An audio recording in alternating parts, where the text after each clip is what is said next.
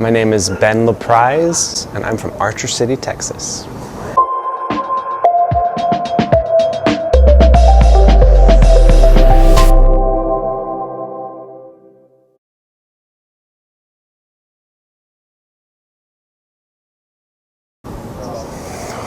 Huh, that seems like something I should have figured out by now. I don't know, it was weird because in college most of my friends knew, but I didn't know.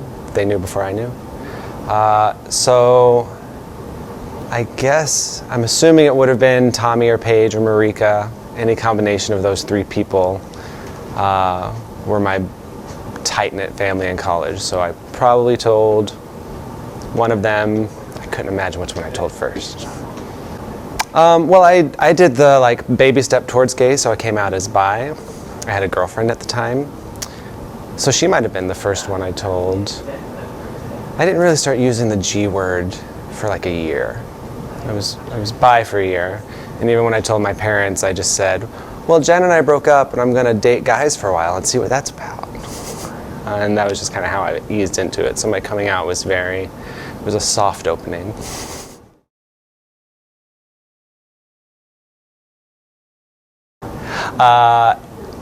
Which time? They forgot I came out, I think, a total of 3 times. They're really good at denial. So they forgot the first time, and then the second time was when a lot of things were said. The most pointed was that every good thing they'd ever seen in me was dead. I cried a lot, but I was really proud of myself that day. I kept it together and somehow managed to remind myself that I had 20 years to wrap my head around it, and they were going to need some time, and so I kept my cool when I was with them, and then I cried for a while.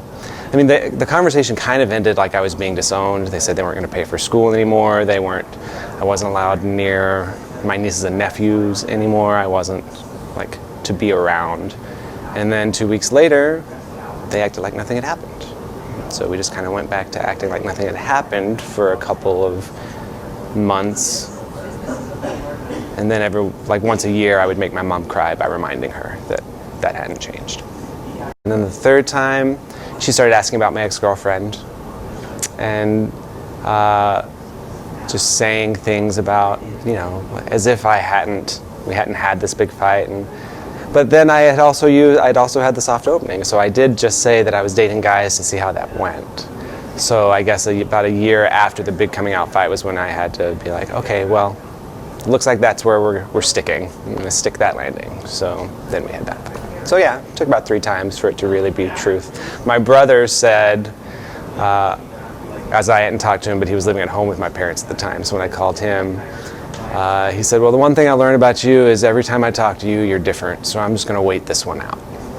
And that was the general approach with my family, was we're just going to wait this out. Ben's in college, he's an arts major. Something else will happen. So it took a while.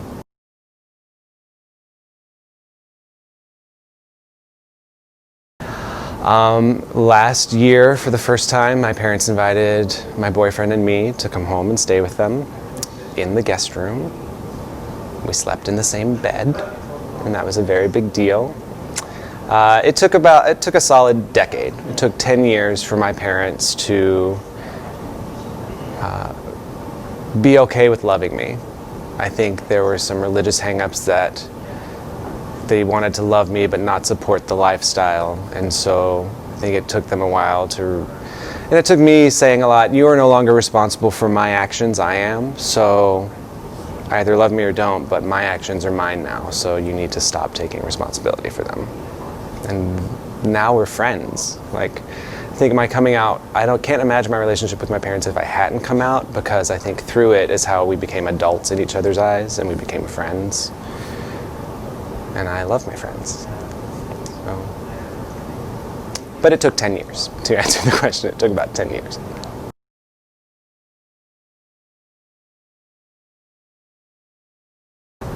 I think it's important to come out publicly because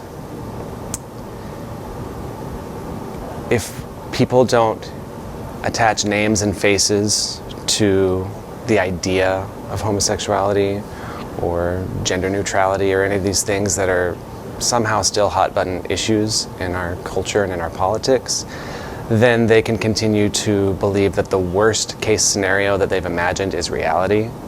So they need us so that they can see that as not reality.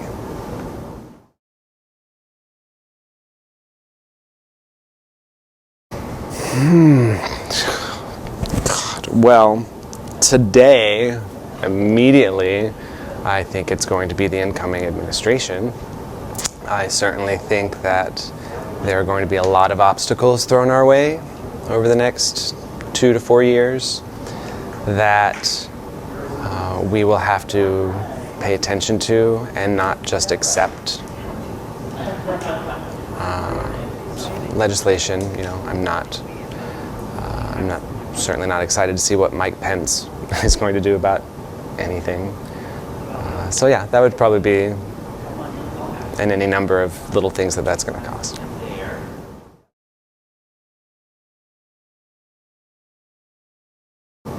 I think it's great.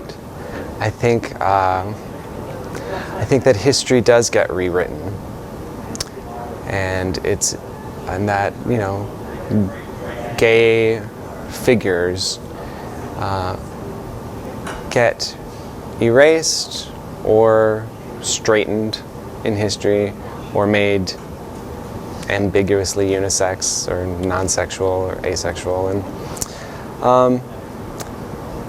I think that having a large archive of it will help. Again, like I was saying, like, it's important to come out so that people have names and faces to attach to this idea.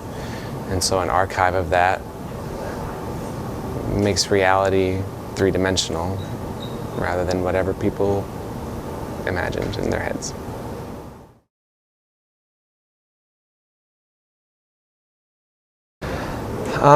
You know, everybody has to do it. Everyone has to deal with their family their own way. No one knows what it's like to be you in your family, so no one can really tell you how to interact with your family. I know that with my family, I had a lot of advice to walk away from them. That when the hurtful things were being said, I was told by a lot of people I love dearly that I didn't need my family anymore because I had my friends and I had people who would support me, and that I should walk away if that's how my family was going to behave. And I'm so thankful that I didn't, that it gave my parents the opportunity to also recommit to our relationship, and knowing that it wasn't going to be easy, that we were all going to have to work. We all had to make a decision, and I think that's why a decade later I'm back to being close to my parents, but as friends. So I would say don't give up on them, even if they give up on you. And try, no matter how hard it is, to keep the lines of communication open. And then make sure you have other people who do accept you, that you can surround yourself with and talk to openly.